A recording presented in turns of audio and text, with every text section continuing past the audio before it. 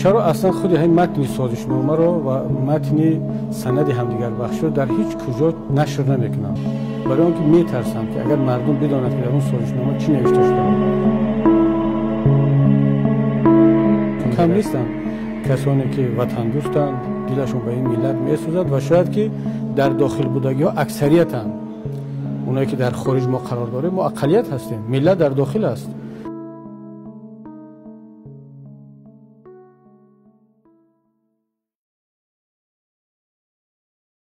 به نام خداوند بخشنده مهربان، در یک صحبت دیگر هستیم با استاد محی‌الدین کبیری در موضوعهای مختلف. از جمله بعد از اینکه حزب نهضت اسلامی تاجیکستان تروریستی اعلان شد و از یک گروه کلانی از مسئولین این حزب در بازداشت قرار گرفتند، در اکثر خبرهای کشورهای خارجی و رسانه‌های شبکه‌های اجتماعی روزی نیست که این موضوع مطرح نباشد. به خصوص درباره بازداشت شدگان استاد عزیز وقتی که صحبت میکنیم معمولا هیچ صحبتی نیست که ما بدون یاد از این بازداشت شده ها برگزار کنیم و این البته از یک طرف مهم هست به خاطر اینکه ما اونها را فراموش نکنیم، ولی از طرف دیگر واقعا هم یک موضوع مهم برای تمام جامعه است که یک حکمی واقعا ظالمانه است. در چند روز اخیر یک مسئله مطرح شد که سود به خانه مشورتی رفت و بعد از اینکه یک حکم سنگین ظالمانه که برای مثلا چند نفر از اینها طلب برای عموما برای تقریبا همه اینها حکمای سنگین طلب کردن، به خصوص مثلا حبس ابد، سود از در خانه مشورتی چی کار خواهد کرد و چی مشورتی خواهد کرد به فکر شما و شما به این سود و به این مسئولین چی گفتنی دارید در پس منظر این حوادث؟ بسم الله الرحمن الرحیم. واقعا میتونم گفت که مهمترین مسئله روزی ما این وضع بازداشت شدگان و زندانیان نهضت است که در دشوارترین حالت قرار دارند و ما نباید در کسانی که در بیرون هستیم و فعالیت میکنیم تنها آنها را به خاطر فراموش نشدن یا فراموش نکردن قضیه آنها صحبت کنیم، مسئله ها را مطرح کنیم. اگر هدف تنها فراموش نکردن آنها است این کاری نیست، چون بالاخره آنها را ما هیچگاه فراموش نخواهیم کرد. وظیفه ما و شما باید آن باشد که چگونه آنها را آزاد کنیم و ما باید تصور کنیم هر روزی که آنها در زندان هستند و چه مشکلات رو برو میشوند، چون وضعیت یک طوری بود که حال هیچ کس گفته نمیتونست که زندان میشود که در بیرون میماند.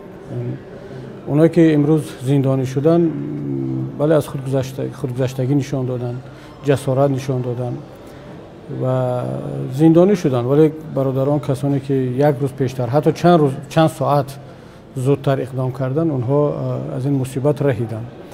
البته باید گفت که رهبریت نهضت اسلامی تاجیکستان بعد از 10 سپتامبر وقتی که ما معلومات 100% از داخل حکومت دریافت کردیم که نه تنها من برنگردم بلکه تمام مسئولین نهضت باید به خارج هجرت کنند، زیرا که یک برنامه بسیار کثیف مغرضانه علیه نهضت طراحی شده است.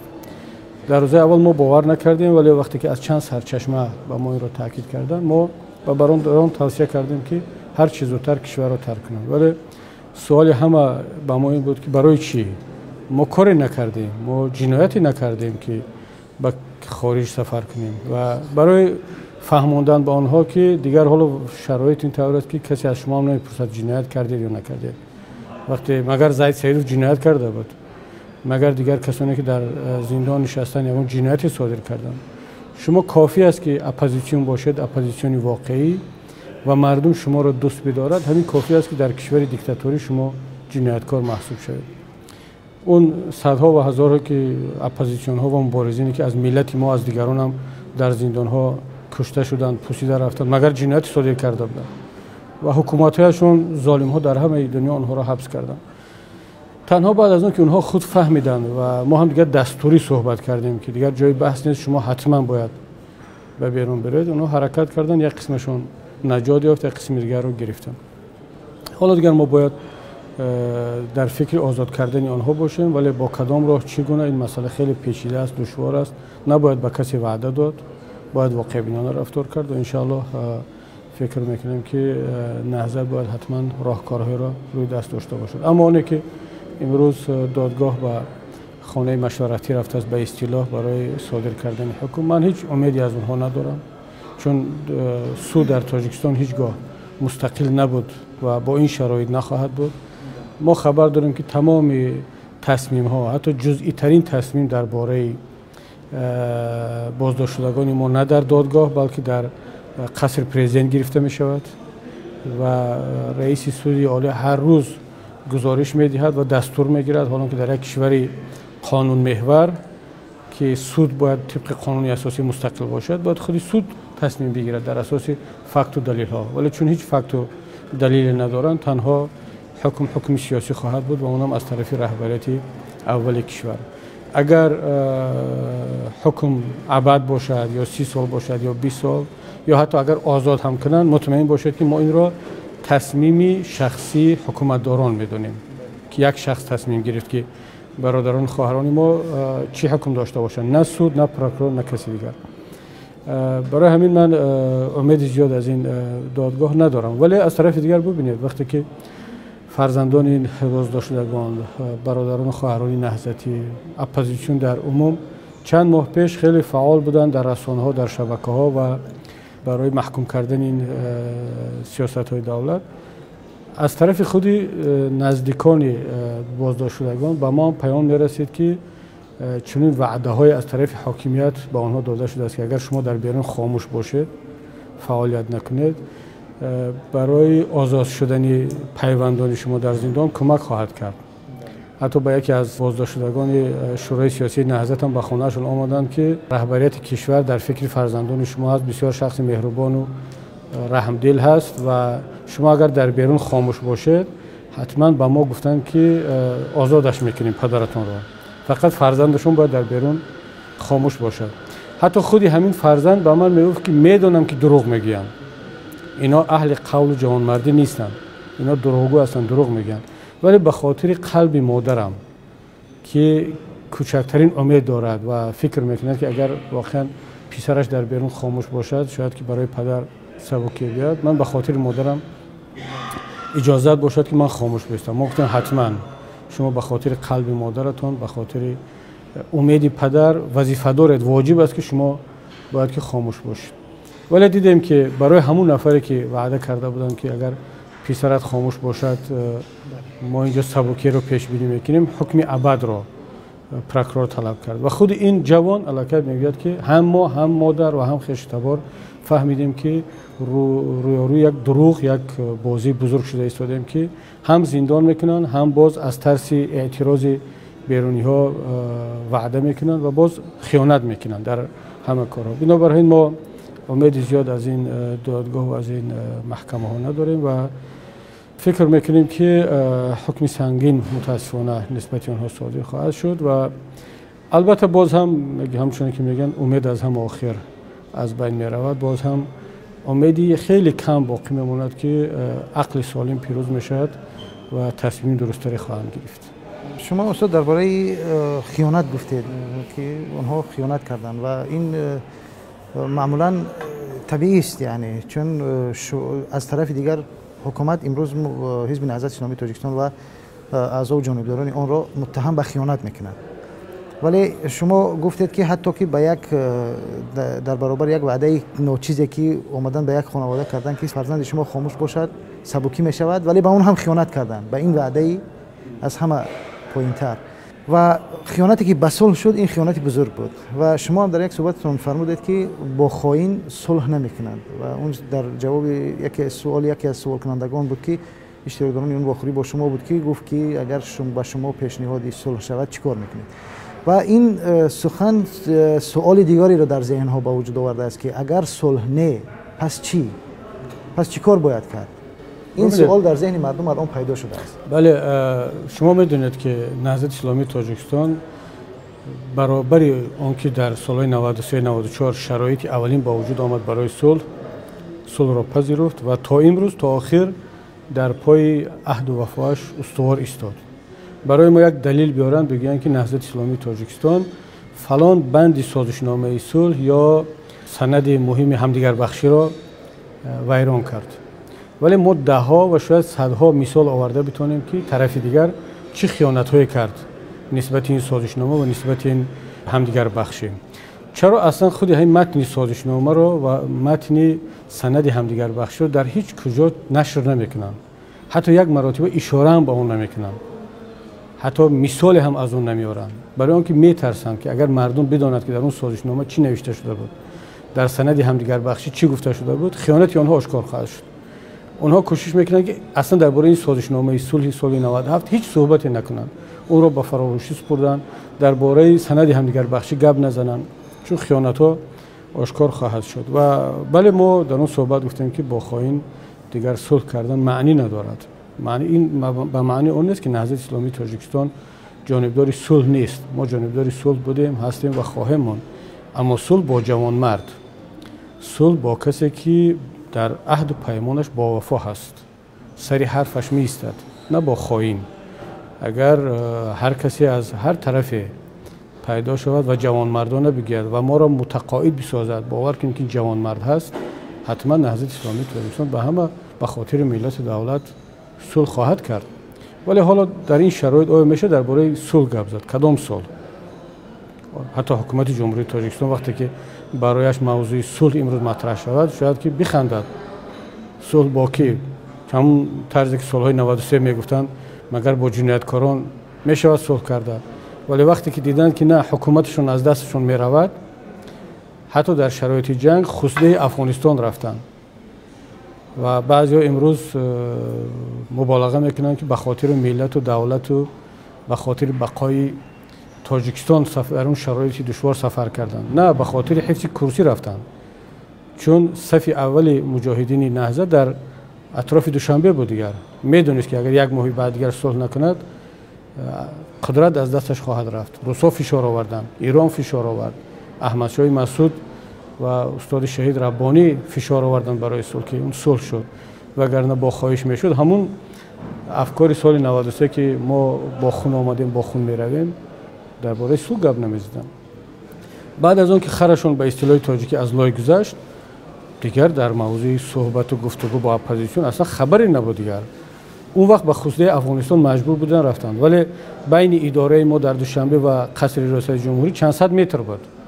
یک مرتبه هم حتی آماده نبودن که صحبت کنن. حتی با استاد مرحوم سید عبدالله نوری هم که خدا جایش را جنت کند، وقتهای آخر دیگر وضعیت می‌خواستن ملاقات کنن، نه ملاقات رسمی و سطحی بالا دیگر انجام نمیشه. بنابراین وقتی که درباره صلح صحبت میکنیم باید بدونیم که صلح شرایط خود را دارد. صلح با جوانمرد این دفعه میشد، با خائن بخصوص با وقتی انسان میداند که خیانتکار هست و یک بار در تجربه نشان داده است که چیکار میکنه، دیگر صلح کردن هیچ معنی ندارد، مگر اینکه همون شرایط یعنی برگردن اونها همون طوری که در سال 97 گیره میکردن، خود را وطن دوست و ملت دوست نشان میدادند و در اون شرایط وضعیت فرق میکرد، مگر که همون شرایط پیش بیاد. حالا من فکر میکنم که در این شرایطی که ملت قرار دارد در موضوع صلح صحبت کردن خیلی بر وقت است. درست.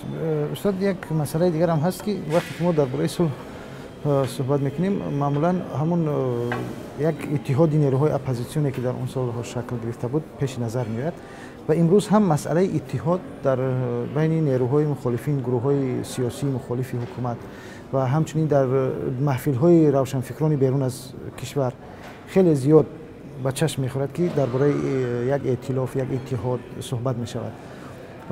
ولی ما چگونه که می‌بینیم مثلا در درست است که یک همکاری بین نیروهای اپوزیسیون وجود دارد در عموم، ولی به شکل مثلا اونگونه که اونها می‌خواهند و مثلا گاهی می‌بینید که از نهضت یک انتقادایی میکنند و گاهی می‌بینید که باز دوباره به نهضت رجوع میکنند و میگویند که باید که نهضت در متن حرکت قرار گیرد. شما نظر شما در عموم به یک اتحاد نیروهای مخالفین چه هست؟ آیا امکان دارد مثل سالهای گذشته یک اتحاد قوی مخالفین شکل بگیرد و یک مبارزه درست انجام شود؟ ولی مثلا چگونه که یادمان هست چند پیش تمام مخالفین آمدن در افغانستان، تمام قدرت و نیروی اصلی در اختیار نهضت بود، تمام امکانات از نهضت بود، تمام نیرو از نهضت بود ولی چند گروهی از مخالفین اومدن با نهضت همراه شدند و بعدا ادعا کردند که نهضت تنها 20% یا 25% اپوزیسیون بود. و آیا امکان ندارد که یک چنین چیزهایی در آینده در بین یک اتحاد یا که یک انجمن یا هر چیزی که از مخالفین شکل بگیرد با وجود بیاید؟ ببینید، نهضت اسلامی تاجیکستان این مسائل را در چارچوب تصمیم‌های جدی سیاسی حل و فصل می‌کند. این مسئله نیست که یک نفر رئیس نهضت تصمیم بگیرد و مثلا مربوط به ملت است، به کشور است. معمولا این گونه مسائل جدی با راه و وسیله‌های غیر جدی حل خود را پیدا نمی‌کند. مسئله ائتلاف، اتحاد بین نیروهای اپوزیسیون نه در زیلا حل می‌شود، نه در فیسبوک حل می‌شود، نه در صحبت یک نفر و دو نفر. اگر که این گونه مسئله در اینترنت حل شود، باز در هم اینترنت از بین می‌رود، چون که ما شاهد هستیم. اگر واقعا ما می‌خواهیم که یک اتحادی واقعی باشد، قوی باشد، دوامناک باشد، با هدف‌های بلند باشد، باید که خود آماده شوی این اتحاد، گفتگوها، هدف‌ها هم باید مناسب باشد. نهضت اسلامی تاجیکستان این مسئله رو در ریاست عالی بررسی کرد، یک روز کامل بخشیده شد، قرارها قبول شدند و نهایتاً به این نتیجه رسیدیم که هیچ نیروی به تنهایی در تاجیکستان نمیتواند کار را انجام بدهد.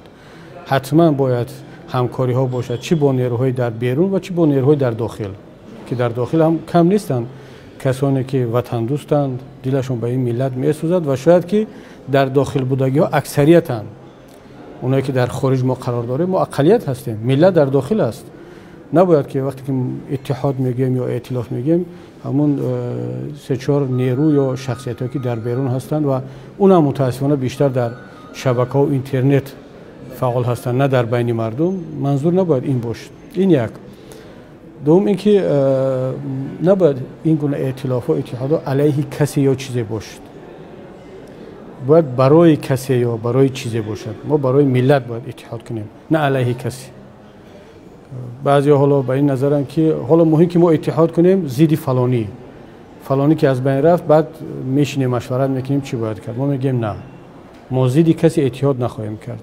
ما برای ملت، اگر برای ملت، برای آینده کشور هست، بله، نهضت اسلامی تاجیکستان آماده است با همه شخصیت‌ها، با همه نیروها متحد باشد، یک جای فعالیت کنه. اما باید واقع بینانه رفتار کرد، نه برای هنگامه، نه برای ترساندن کسی، نه برای ناراحت کردن کسی. مثلا جوانان بسیار هم با ناموس و با غیرت تاجیک ولی یک کمی احساساتی گاه به من مراجعت میکنن، میگن بیا با هم بشینیم اعلان کنیم فلانی خیلی میترسد، ناراحت میشه. خیلی این تفسیر یا مسئله گذاری بچگانه است که آیا ما به خاطر ترساندن و ناراحت کردن کسی ائتلاف میکنیم یا به خاطر رسیدن برای یک هدف بلند که اون هم آزادی ملت و کشور از این ظلم و بی‌عدالتی هست. بنابر همین باید این مسئله رو خیلی آرام قدم به قدم بررسی کرد، یکدیگر رو خوب شناخت. بعداً باید همگان قبول کنند که شرایط فرق کرده است از شرایط سالهای 90. دیگر نه اون حالت سالهای 90 هست، نه دیگر استاد نوری و استاد همت‌زاده و استاد تورجانزاده هست در یک طرف، نه استاد لطیفی و حبیب سنگین و دولت خدا نظر و شخصیت‌های خیلی با آبرو قوی در طرف دیگر هستند.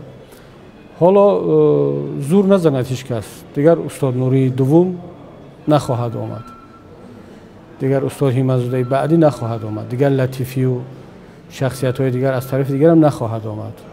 هر کس میتونه خودمون رو رئیس و رهبر و دعواهای بلند کنیم، ولی واقعیت‌ها چیز دیگرند. امروز ملت دیگر به پیشوا نیاز ندارد، ملت به رهبر و رئیس و ائتلاف‌های به نام وجود ندارد. امروز ملت به کسان عادی، خاکسار، سرسپرده و اهل کار نیاز دارد. اون وقتی که این شخصیت‌های قوی آمدن اتحاد نیروهای اپوزیسیون رو تشکیل کردن، حداقل در افغانستان 10,000 نزدیک 100,000 مهاجر بود، 10,000 نیروی رزمنده بود که بعد در بین آنها 40-50 شخصیت قوی همچون رهبر با وجود آمدن که یک حرکت قوی رو شکل دادن. امروز چند نفر مهاجری که داریم در بیرون همون قدر رئیس است. به شماره هر یک مهاجر در بیرون همون قدر با رئیس است و حتی یک نفرش آماده نیست که نزد نفر دیگر بیاد برای سلام علیک کردن، صحبت کردن. فقط منتظر است که فلانی به من زنگ بزند، بیاد نزد ما، بیاد ما در زل و اینترنت اعلام کنیم که با فلانی نشستیم و صحبت کردیم. خیلی رفتارهای بچگانه و هنگام طلبانه هست. اگر واقعا میخوان کار جدی انجام داده شود باید آرام، دوامناک، نه برای مطبوعات. 90% کار باید غیر مطبوعاتی باشد و اگر لازم باشد 5-10% فعالیت رو میشد مطبوعاتی کرد. ولی دوستان وقتی که میبینیم که نه 95 شاید 100% کار رو فقط مطبوعاتی به خاطر مطبوعات انجام میدن، مگر این کار ائتلاف است، کار اتحاد است. بنابراین من بار دیگر تکرار میکنم و بارها گفتم، حالا هم تکرار میکنم که نهضت اسلامی تاجیکستان با کمال مسئولیت به سوی همکاری حرکت خواهد کرد و ما آماده هستیم. خودمون میرویم، خودمون صحبت میکنیم، ولی با انسان‌های جدی، مسئولیتناک و اونهایی که واقعا برای آینده کار میکنن، نه برای امروز. در چند روز اخیر شما در کشورهای مختلف سفر کردید و با تاجیکان ملاقات کردید، با خوری کردید، با شخصیت‌ها، با مردم. وضعیت امروزی نهضت رو در خارج کشور چگونه دیدید و برای مثلا با اون شکلی که در واخوری ها با شخصیت ها و با مردم شما روبرو شدید، آینده رو چگونه میبینید؟ ببینید بعد از سپتامبر تقریبا 3-4 ماه همه در حالت شاک بودند. از یک طرف حکومتداران فکر کردند که مسئله تمام شد، اکثریت را زندانی کردند، باقی در خارج قرار گرفت و چیزی الان در صحنه سیاسی کشور با نام نهضت وجود ندارد دیگر. و مردم مهاجر هم اکثر برادران و خواهران نهضتی هم در اون حالت شاک قرار داشتند، چون پدران، برادران، پیوندان و برای ما بهترین نفرامون در زندان بود، دیگران در هجرت و همه نمیدونستند که چی اتفاق افتاد و این طبیعی هم بود و پنهان هم نمیکنم، خودی ما هم در یک حالت دشوار قرار داشتیم و این سفرها که من انجام دادم به کشورهای اروپایی و منطقه نزدیک به تاجیکستان، ملاقات ها هم با حکومتداران بود، هم با سازمان بین‌المللی، هم با مهاجرین و با بسیار کسانی که هم صاحبان قرار هستند، هم تأثیر میتوانند برسانند. به این نتیجه رسیدم که ملت دارد آهسته آهسته به خود می آید. حتی میتوانیم گفت که الکی به خود آمد و اولین خلاصه من این است که نهضت برخلاف اون باوری بعضی ها نه تنها از بین نرفت بلکه وارد یک مرحله نو شد و یک کمی جدی‌تر. چرا من میگم جدی‌تر؟ چون که ما تا لحظه آخر وقتی در تاجیکستان بودیم احساس میکردیم که این خطر دارد بالایمون می آید و تمامی چاره ها را دیدیم، ولی باز هم امید داشتیم که سازشنامه صلح، سند همدیگر بخشی و اون عهد و پیمان جوانمردی تاجیکانه پابرجا خواهد موند و در لحظه آخر اونها این تصمیم های مورزانه خود را دیگر خواهند کرد. ولی امروز میبینیم که روبرو با یک انسانای هستیم که هم خائنن، هم ظالمن، هم دروغگوان، از هیچ جنایت رو نمیگردن و هیچ مقدساتی هم ندارن، تنها نیرو رو اعتراف میکنن. حالا این نیروی نرم است، خشین هست، بالاخره نیرو باید باشد، نیروی سیاسی، مطبوعاتی، نیروی انسانی و همه گونه نیرویی که برای یک ملت مبارز ضرور هست. این مردم دیگر اهل گفتگو و مکالمه نیستند و انسان‌های متکبر و مغرور و دارای کامپلکس با گفت روسا که احساس خودکمبینی دارند و هر کی از آنها بهتر و قوی‌تر است چشم دیدن ندارد، چه اون اسلامی است، چه کمونیست است، چه تاجر است، فرق نمی‌کند. این واقعیت رو امروز همگان قبول کرده ایستادند. چرا الان یک حرکت جدید آغاز شد که همه تلاش میکنن با هم باشن، یک برنامه جدی داشته باشن، دیدن که دیگر نه، با یک طرف بسیار ظالم ولی جدی دارن مناسبت میکنن. اون طرف دیگر شوخی بازی ندارد، میکشد، زندانی میکند، مصادره میکند، با زن و بچه و پیر و پیرمرد و پیرزن رحم ندارد این طرف مردم دارند در چارچوب تنها اخلاق و فرهنگ و دین و ارزش‌های ملی صحبت میکنن. خیلی واقعا دشوار است وقتی که شما همیشه در چارچوب قانون و معنویات رفتار میکنید، طرف دیگر بدون هیچ وابستگی به یگان معیار و مقدسات رفتار کرده ایستاده است و مردم دارند به خود میان بیدار شده ایستادن و نکته از همه مهم این است که جامعه جهانی هم دارد بیدار میشه. من صحبتایی که اخیراً داشتم و سخنرانیایی که داشتیم در دانشگاه‌ها، در محفل‌ها، احساس کردم که مردم در جامعه جهانی دارند بیدار میشن. حتی این جمله رو هم که اخیراً دیروز من در این یکی از محفل‌ها بعد از سخنرانی ما شنیده شد، یکی از شخصیت‌های خیلی مؤثر در جهان اسلام گفت که امروز در هیچ نقطه از جهان اسلام مصیبت بیشتر از مصیبت ملت تاجیک نیست، فقط اونها دارند درونی میسوزند. در سوریه، در عراق، در تمام نقطه‌های داغ جهان اسلام آتش و علنگه دیده میشود، دود دیده میشود، ولی در تاجیکستان یک ملت درون به درون میسوزد، در زندان‌ها، در خانه‌ها، ولی دود این آتش رو کسی جز از خود این مردم نمی‌بیند که امروز باید رسیدگی شود. امروز شما در گزارش‌های بین‌المللی می‌بینید که دیگر تاجیکستان همچون کشوری از همه خودکامه شناخته می‌شود. رهبریتش نه تنها همچون دیکتاتور بلکه جزء دیکتاتورهای مجنون هم شناخته شد و همگان می‌دانند که این ملت مظلوم با چین یک مصیبت روبرو است. بنابراین من فکر می‌کنم که ما وارد یک مرحله نو شده ایستادیم و نباید دیگر ضعف نالی کرد، تکیه به کدام ملت کشور سازمان کرد و همیشه در نزد دیگران رفت شکایت کرد که باید دل آنها به ما بسوزد، رحم کنند، کمک کنند. نه، حالا جهان واقعیت این است که هیچ کس مظلوم و ضعیف را نمیپذیرد. با ضعیف هیچ کس مناسبت خوب نمیکنه. یک روز نان میتید، دو روز کمک میکنه، دو روز سیاه میگه راحت رو خودت پیدا کن. بنابراین ملت ما باید برگردد به همون روحیه مبارزه و مقاومتی که طول هزار سالها ملت رو نجات داده است در مقابل همه گونه اجنبی ها، در مقابل عرب و عجم و ترک و مغول و اروپایی و آسیایی و روس، در مقابل همه ملت رو فقط روحیه مبارزه و مقاومت نجات داد. امروز هم باید ملت بیدار شده باشد و حتما بیدار هم شده است. البته مبارزه و مقاومت منظور نیست که تنها از خشونت استفاده شود، کاملا معنی این رو ندارد. ما باید از خشونت، از زورآوری پرهیز کنیم، چون که دیگران منتظر همین روز هستند که یک جوانی تاجیک بیاد دست به یک کاری خشن بزنه تا اینکه بگن ببینید ما در مبارزه با تروریسم اکستریمیسم هستیم.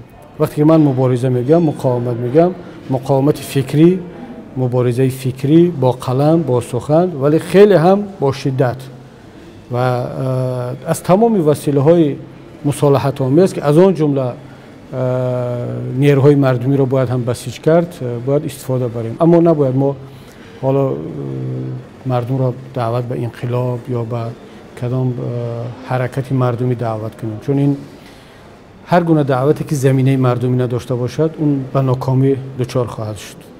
مردم خود را فریب خورده حساب میکنند.